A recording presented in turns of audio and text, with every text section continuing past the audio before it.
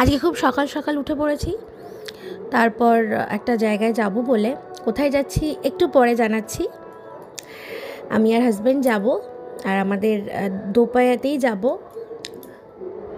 ও তোমাদেরকে হাই করে দিল আর কি। তারপর আমরা বেরিয়ে পড়লাম। আজকে যাচ্ছি হচ্ছে আমার শ্বশুরবাড়ি, মানে শান্তিপুর।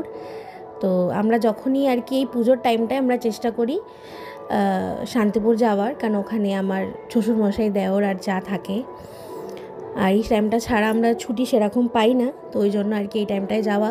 তো আমরা কল্যাণী এক্সপ্রেসওয়ের ধারে একটু চা খেয়ে নিলাম, কারণ এক্সপ্রেসওয়েতে জার্নি করছি আর চা খাবো না, এটা তো হতে পারে না।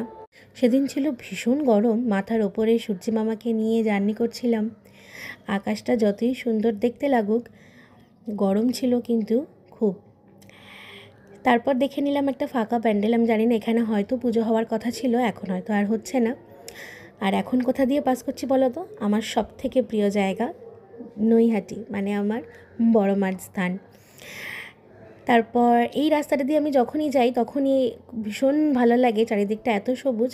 এখন উঠে পড়েছি NH-12, আর NH-12 এই সময় শরতের আকাশ আর তার সাথে হচ্ছে কাশফুল, এত সুন্দর লাগে দেখতে।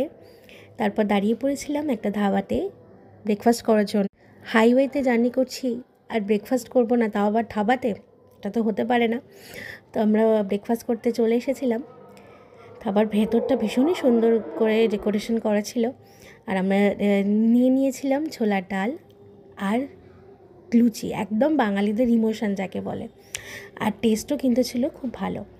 তারপর ভীষণ গরম ছিল, ওই জন্য আমি একটা স্প্রাইটও নিয়েছি। তারপর আবার বেরিয়ে পড়লাম।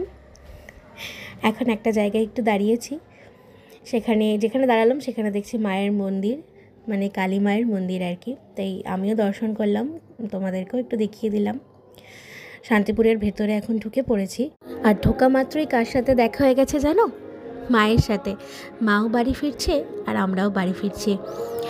আজকে দশমী, আজকে আমি ভয়েসটা দিচ্ছি, তাই মা আজকে আবার তার শ্বশুরবাড়ি চলে যাবে। যাই হোক, তো আমি আমার শ্বশুরবাড়ি পৌঁছেই গেছি। তাহলে আজকের ভিডিওটা এইটুকানি, দেখা হবে আবার পরের ভিডিও।